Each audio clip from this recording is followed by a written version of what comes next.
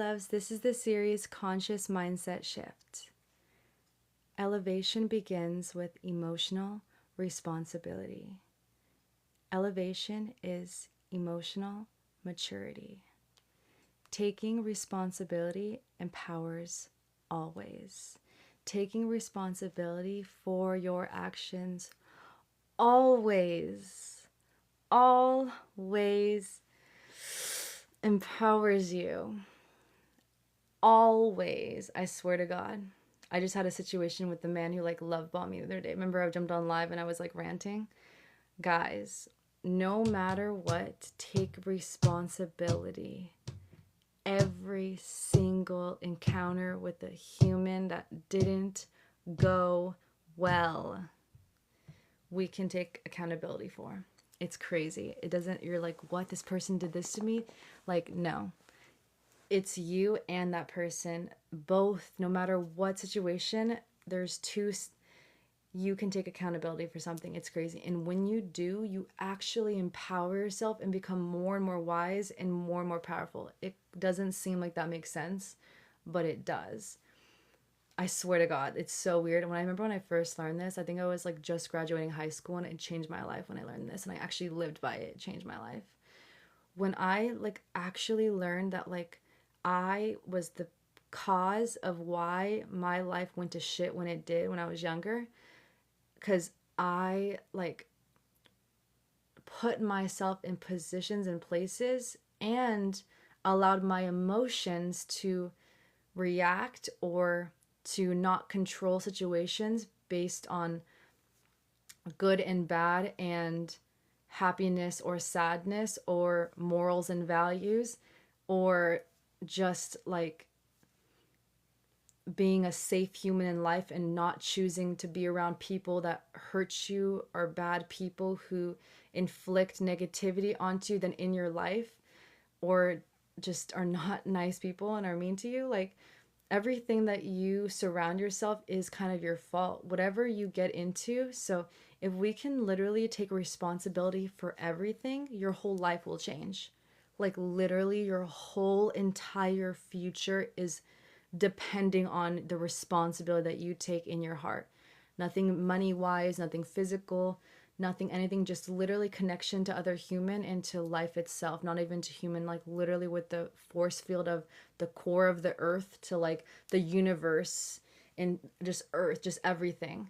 If you can just literally live in that and take responsibility for everything, if it's just you in a car and an accident happens, if you weren't being aware and see everything you could be better at, anything and everything, you can be even better and grow even more powerful and smarter and more wise and be able to help others in the future, and your children or your husband or your wife in the future. Take responsibility for every single encounter, good and bad, because if you recognize when you're doing good, that levels you up as a human even more, because you're damn, when I did this, I take responsibility for that. Look what I did for their future. When I did the one-on-one calls with the men and they paid for the more expensive one, the 2-hour ones, I knew that I was responsible for that mind shift that changed their whole lives. That for the past, he said the past 35 years of his life, he didn't understand until I had that call. He was shook that he missed one part of the puzzle on dating for his whole life.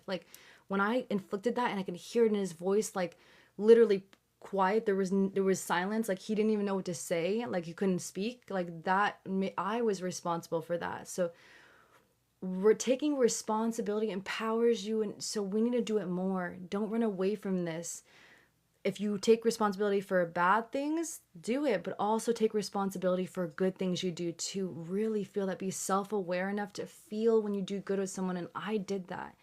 And then when something went wrong, or you put yourself in a position where something went wrong, take responsibility, because if you wouldn't have put yourself there or around those people, around those things, this wouldn't have happened. You know what I mean? Or maybe you caused the relationship, or something, you said something that shifted, or you did something that maybe you never said but you did it, but also could manifest and then ended the relationship even if no one ever knew.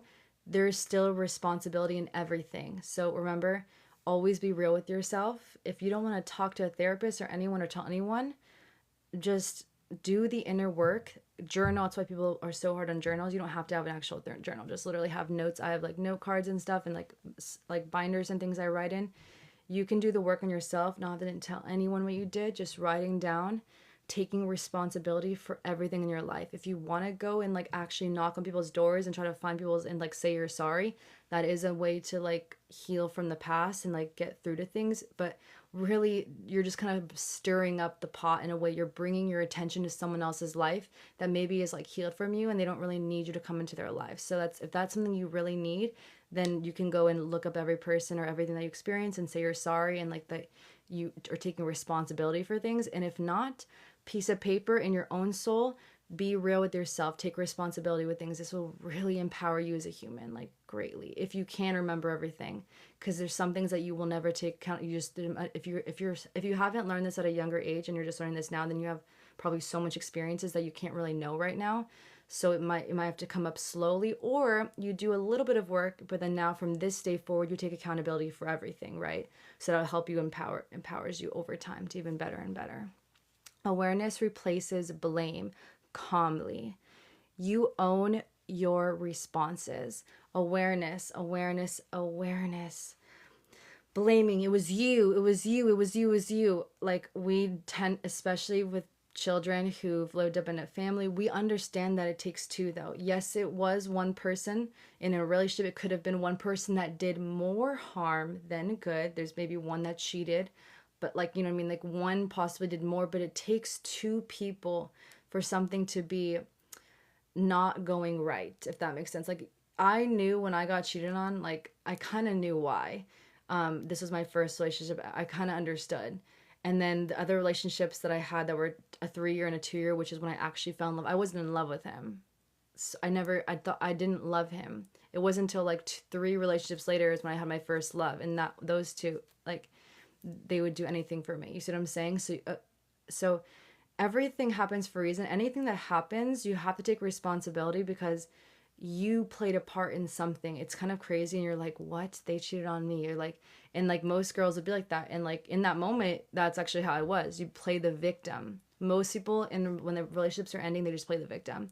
And then only some that are very wise take responsibility and they actually heal quicker and they're empowered and they move forward and like grow from this. Some of them will just stay victims and never grow. And honestly, they could even repeat the pattern, picking a wrong person, or not even a wrong person, but being that same person and not having better communication. It'll just like can happen over and over. It's kind of crazy. So being self-aware to understand what you could have done better and what really causes. This is why therapy is so like couples therapy, things like this, they can actually talk through everything and kind of get to the bottom of things. And it's kind of crazy like that. I'm not saying that you should be doing that, but I'm just saying that like it's something to think about. Like if you can be like, you can save yourself a lot of money and time just by literally being honest with yourself and also having notes and taking responsibility without having to pay someone to get it out of you. Like just be an honest person, right? And just know when you messed up, and then you know what you could have done better. Like maybe you didn't do the best, maybe you weren't trying as hard in the relationship, like giving it your all, like it was your first priority, so then someone messed up and it was because the dynamic wasn't there in the relationship, or someone loved someone more. There's so many, I can't even, there's so much ways. There's just examples, honestly. There's so many ways to think about this. You can now apply this to your own life and whatever that is, but just being aware of yourself and not blaming others. Emotional maturity feels steady, not reactive. Emotionally mature feels steady. It's more consistent than super volatile. It's going to be a little more steady. You're going to feel more in control even when others are trying to kind of like tap into you and cause emotion or trying to stir up your life because, you know, maybe they find joy. Who knows? Maybe their mom or dad did that to them, or maybe they had a bully growing up in their childhood, so then now they want to do this to feel empowered when they get older. So some people like to stir the pot, and say someone kind of hit a nerve and triggered you from your past, you know.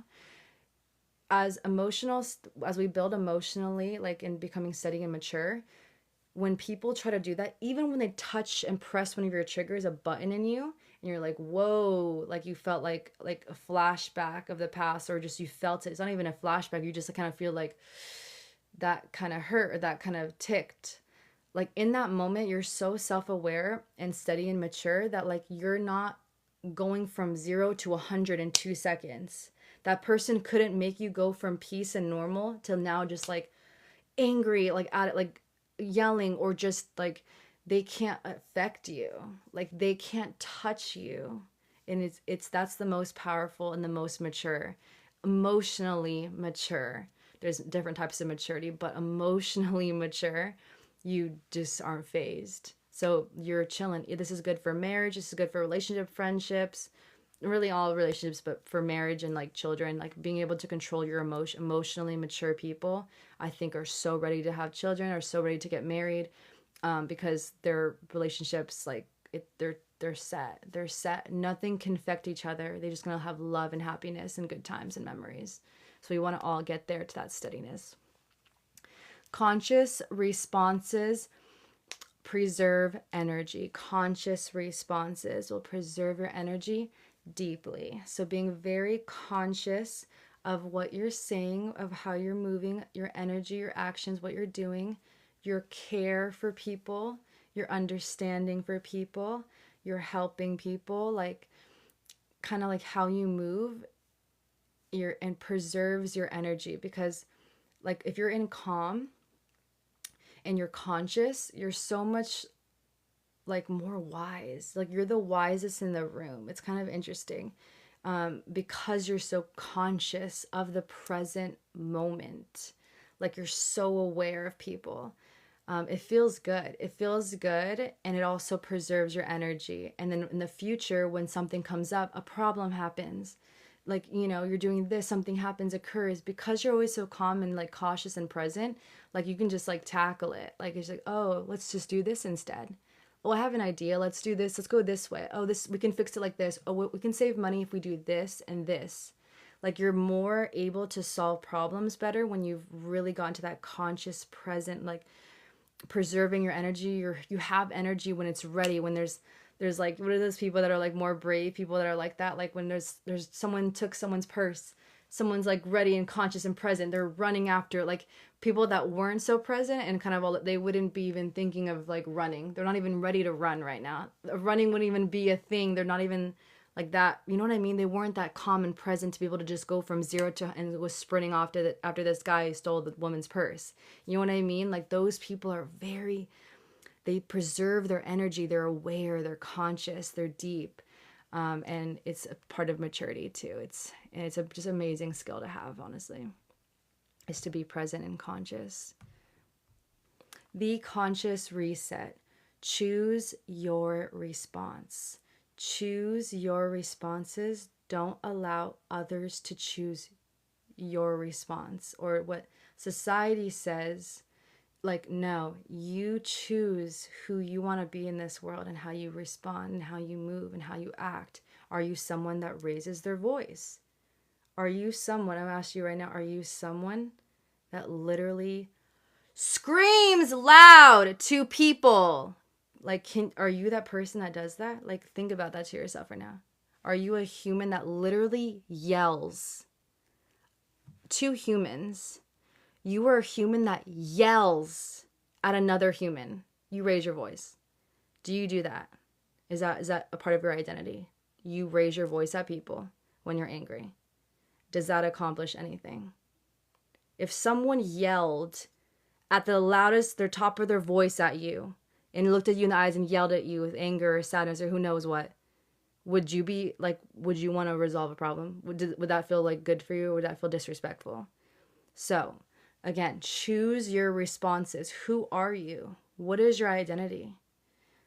Like, what comes out of your mouth? Like, if someone could literally record every bit of your life, and everyone in the whole world, when you die, everyone sees everything like a movie and it's on Netflix, everything of your life, what would they see?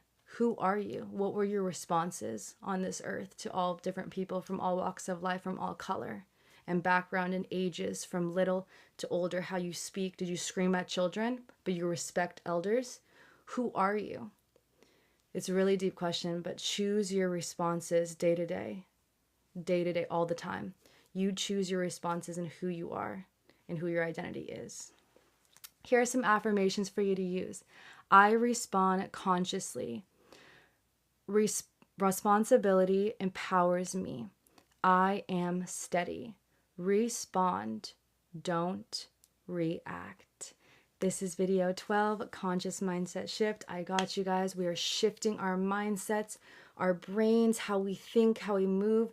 We were wired the ways we are from our childhood, from how our parents raised us, from our culture, from the location we were born in, from like just earth and like nature and wherever we're like literally the dynamic and the where you were born at a certain time. All of this made you who you are today. The bullies at school, the people that you loved but lost, everything you experienced in your childhood, you know, up to your like, you know, your 20s, this is making who you are. And as you get older, you get more set in your ways.